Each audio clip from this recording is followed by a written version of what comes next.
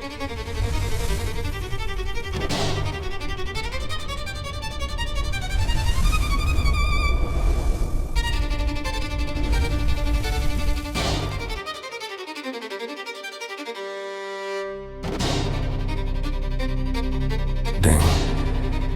Stick a fork in me, I'm done.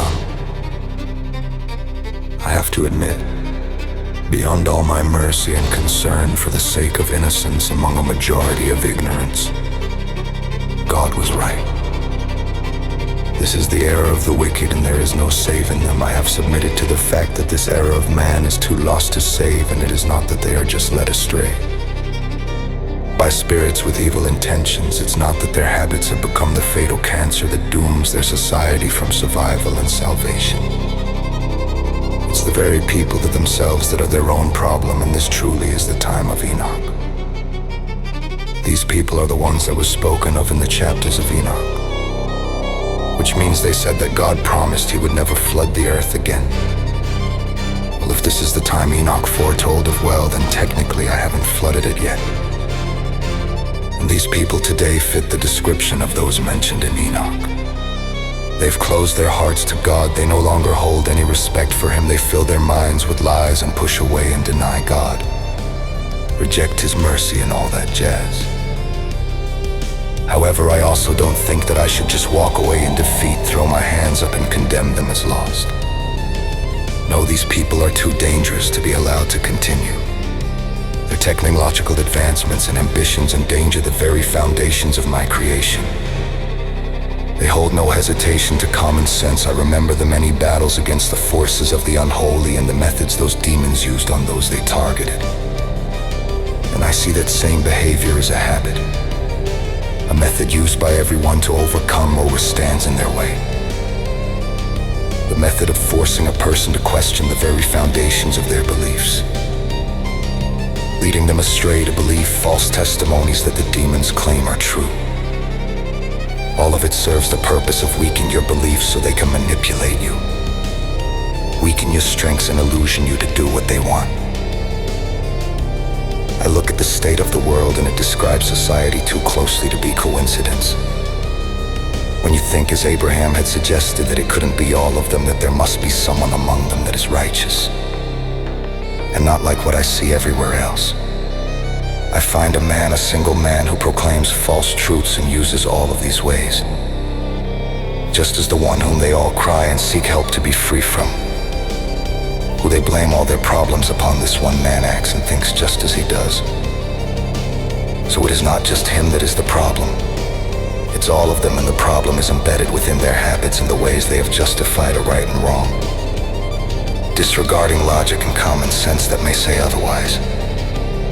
They do not hold these beliefs to themselves, but force others to believe as they believe, using these unholy methods and concepts to break their beliefs, manipulate them to believe the status quo. And of course, if these truly are the times that was prophesied to come to pass by, Enoch and not a tale of a time that came before him, then as usual, the scriptures of Enoch did not list the details that explains the reasons behind God's decision to flood the earth and start over.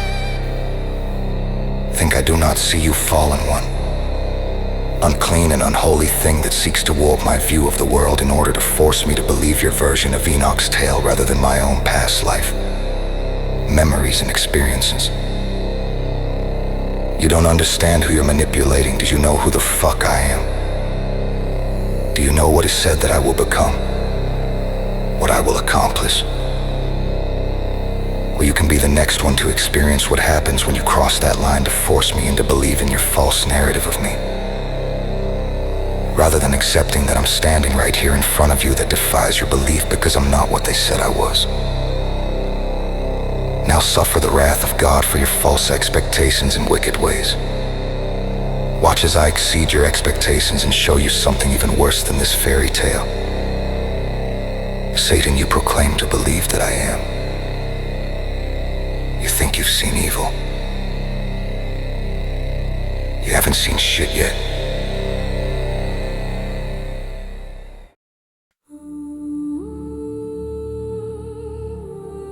In a world where sacrifice often goes unnoticed, I stood at the crossroads of duty and despair. questioning how I could fight for a system that condemned me for my efforts to protect it. The very people I sought to shield cast stones in my direction, blinded by a fear that turned them against their own savior. I often look back, haunted by another life, one filled with memories of persecution. They called me the Son of Man, but in their eyes I was merely a target, a scapegoat for their pain. Each recollection weighed heavily on my soul as I relived the moments of my trial, dragged through the streets toward my inevitable demise. Those memories screamed of tragedy. I could feel the rough stones beneath my feet, the cold air thick with the scent of rage and sorrow. The faces in the crowd varied. Some wore expressions of regret, their eyes reflecting the torment of their choices. Others, however, were filled with such fury that they could do nothing but spit and hurl rotten fruit at me, their anger unbridled and raw. Among them, one figure stood out, the old woman whose frail body seemed to tremble with rage and grief. She approached me, her eyes blazing with accusation. "You filthy Philistine," she spat, blaming me for the loss of her son. With each insult, she unleashed her pain, and I felt the sting of her words as they hit me harder than any stone.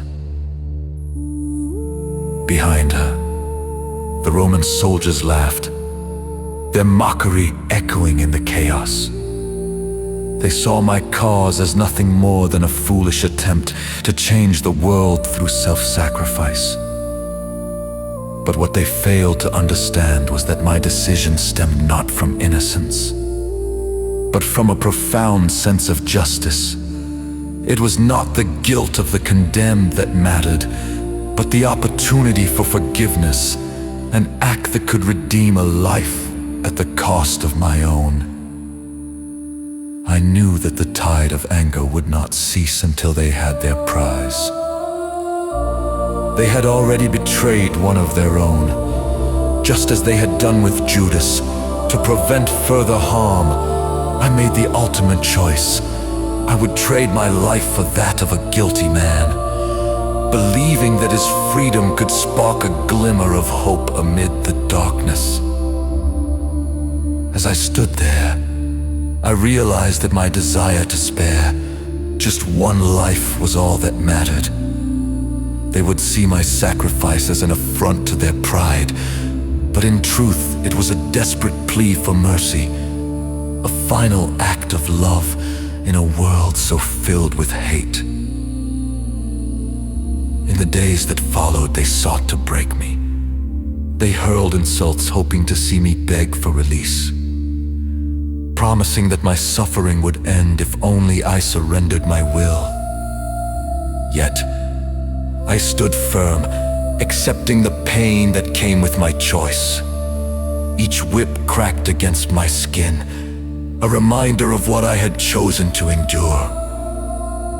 And still, I would not yield.